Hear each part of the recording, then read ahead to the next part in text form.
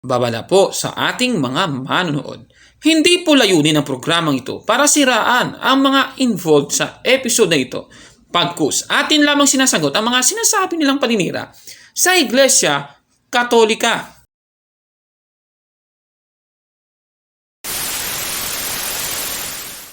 Kasi lalaki ka eh. Nangangailangan ka ng nangangailangan ka talaga eh kung talaga ikaw ay tunay na lalaki. Maliban lang po si Kaborno. Pinaghilamos ko yung sariling ihi. Pinaghilamos ko yung sariling ihi. Pinaghilamos ko yung sariling ihi. Ako na mismo magsasabi, mangmang ako. Ano mang tawag dyan? Di standard of lies. Sa puntong ito ng ating programa, kung hindi ka pa nakasubscribe, pakiclick po ng subscribe button at ang notification bell para updated po tayo sa ating mga susunod na videos. Kaya, let's go at simulan na natin!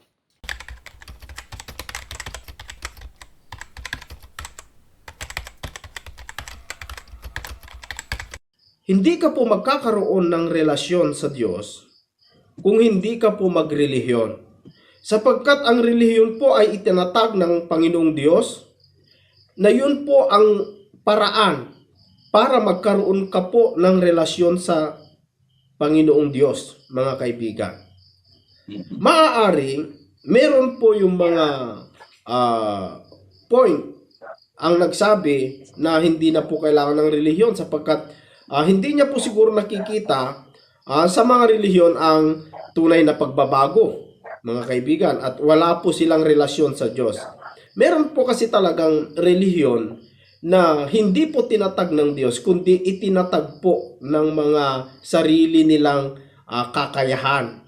Meron po kasi talagang relihiyon na hindi po tinatag ng Diyos, kundi itinatag po ng mga sarili nilang kakayahan. Meron po kasi talagang relihiyon na hindi po tinatag ng Diyos, kundi itinatag po ng mga sarili nilang kakayahan. So, ibig sabihin, Brother tao Gabriel po ang nagtatag. Ayan na. Sabi niya yan hindi daw, may mga reliyon daw na hindi Diyos yung nagtatag, kundi yung sarili nilang kakayahan, Brother Gabriel. Ito Yes. tanong, ang MCGI ba, sa pagkakaalam mo, kasi ikaw naging MCGI ka rin, sino Yes, ba nagtatag nun, Brother Gabriel? Ang Diyos Aba, ba? hindi po. Hindi po, no? Tinatag yan ni Ginoong Soriano, kapatid. At hindi naman MCG ay yung original na pangalan yan. Yan po ay haligit saligan nung araw sa bansang Pilipinas Incorporated. Nagpabago-bago dahil nagkakasuhan hanggang sa naging MCGI. Doon pa lang sa pangalan pa lang na samahan nila, Kaborno, mapapatunayan na natin, hindi po totoong tatag sila. Tatag sila ng Diyos. No? Tatag lang po yan ni Ginoong Soriano na nakaregister Okay. sa Securities and Exchange Commission. Okay. So, ibig pala sabihin, ang kinaniba ni Mr. SLTV, hindi pala ito tatag ng Diyos, Brother Gabriel. Okay, sige. Yes. So, ano ba ang masasabi ni SLTV sa isang tatag ng sariling kakayahan? Ito, pakinggan nyo, brother. Pakinggan natin. Sige. At yun po ang hindi kailangan, mga kaibigan at mga kapatid. Yung relihiyon na tinatag ng tao. Doon po sa Roma chapter 10, verse 3. Dahil hindi nila kinilala ang katwiran mula sa Diyos at nagsikap silang gumamit ng sarili nilang pamamaraan. Hindi sila sumunod sa pamamaraan itinakda ng Diyos. Meron po kasing tao na gumawa ng sariling nilang relihiyon na hindi po sila nagpasakop sa Diyos. Kaya mapapansin ninyo, mga kaibigan, na ang kanilang mga miyembro hindi po nabago. The same. Sila po yung tinatawag na sila nung kahapon, ngayon, at ewan ko kung magpakailan pa, mga kaibigan. Sapagkat Brother Gabriel. hindi po sila... Ayan na Sa tingin mo, Brother Gabriel, hindi ba siya natatamaan sa kanyang sinasabi, Brother Gabriel? Ay, nako, kung MCGI, Kapurdok, wala yan. Hindi nila, exempted sila sa rules. Remember mga kapatid, ang MCGI, double standard yan parate, no? Kapag sila babato, okay lang. Pero kapag i-apply sa kanila, ay iba na yan. Iba na ang standard pag sa MCGI. Double standard sila, makapanira lang, Kapurdok. Oh, tapos isasalip pa niya yung mga pari daw na naniniwala na ang relihiyon daw ay hindi daw kailangan. Relasyon daw ang kailangan. Manloloko talaga itong Eshel na ito, ano? Nako, paano ba ito? O sige, patuloy na natin, Brother Gabriel. Baka marami pang panlolokong sasabihin niya para maitama natin. Sige lang. Na bago. Merong mga ganung relihiyon. Gumawa sila ng sarili nila at hindi sila nagpasakop sa pamamaraan, sabi ng Biblia, ng Diyos upang ang tao ay maligtas.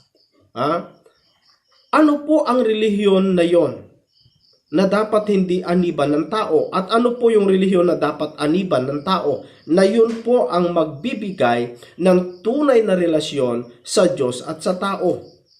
Biblical kasi mga kapatid, yung relihiyon na dapat nating aniban.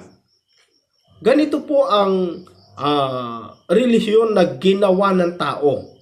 Makinig po kayo mga kapatid. Gusto ko pong basahin sa Roma chapter 1. Dito po sa verse 22. Sila'y nagmamarunong, ngunit lumitaw na sila'y mga hangal. Tinalikuran nila ang kaluwalhatian ng Diyos na walang kamatayan. At ang sinamba nila'y mga larawan ng mga taong may kamatayan, ng mga ibon, ng mga hayop na lumilipad at ng mga hayop na gumagapang.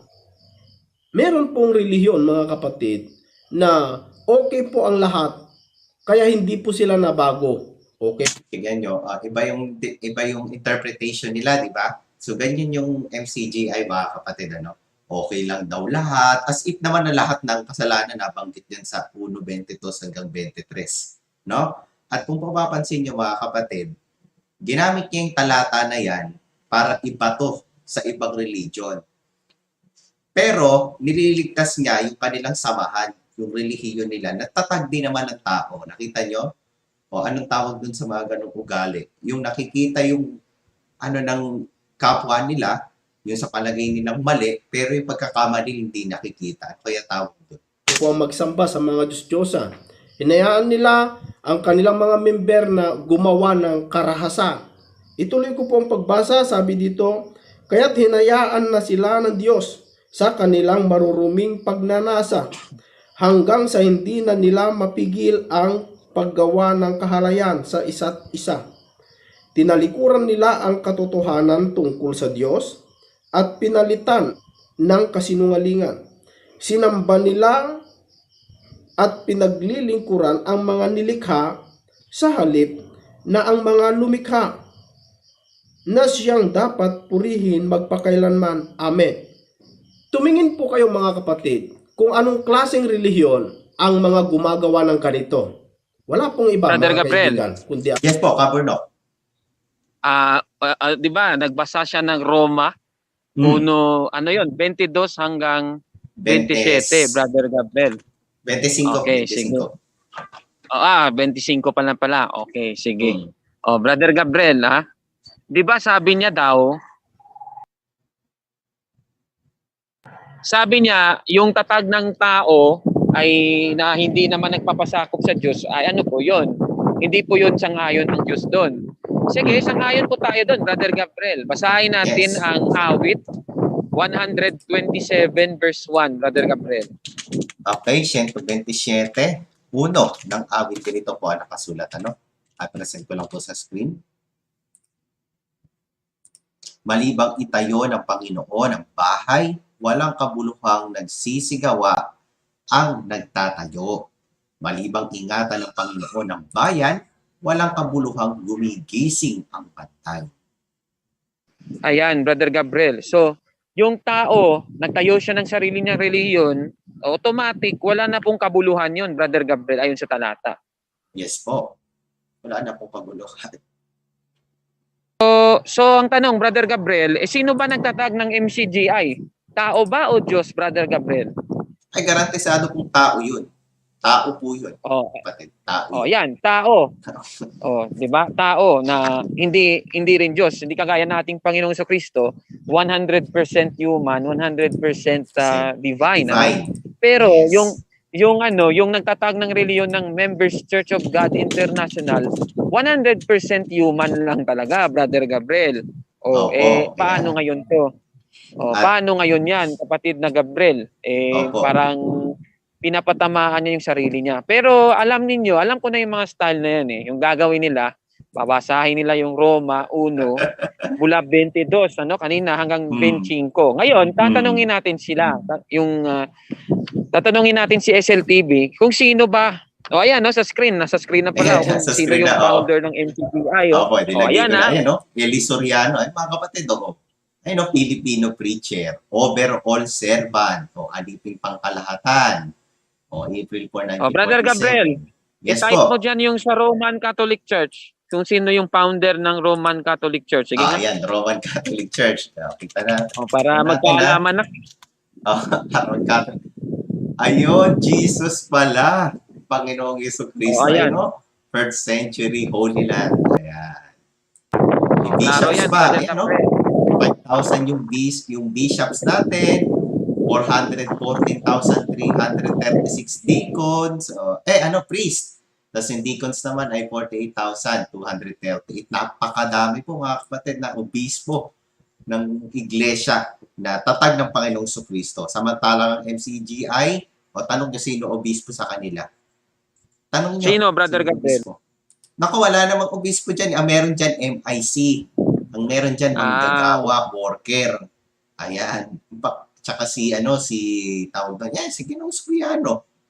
Overall servant. Nakita niyo yung mga mga title nila, mga kapatid. Brother Gabriel, Yes nasa po. Biblia ba yung letra por letra? Kasi mahilig sila sa letra por letra. Mayroon bang overall servant sa Biblia, Brother Gabriel? Ay, kung overall servant, naku, wala pong ganyan eh. Wala pong ganun sa sa Biblia. Pero alam nyo po, Kaburnok, meron silang palusot dyan. Yung talata sa Biblia na ang sino mang ibig na maglingkod, maging alipin ng lahat.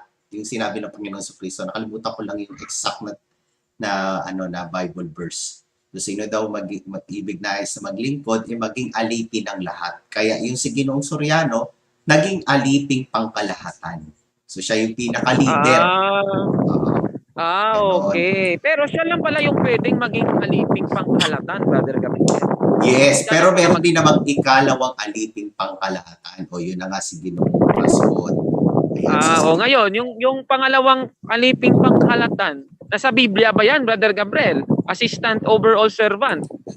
Ay, walang ganon, Kaburnok. Walang assistant overall servant sa Biblia. Letra por letra, walang ganon. Samahan nga nila, letra por letra, wala na sa Biblia.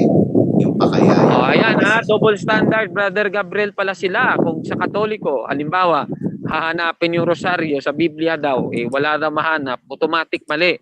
Pero kung sa kanila nga, overall servant, wala naman yung letra por letra sa Biblia, pero wala. Okay lang yun. Okay lang yun sa kanila. Diba? Yes, okay lang Ang yun sa galing, kanila. no? I am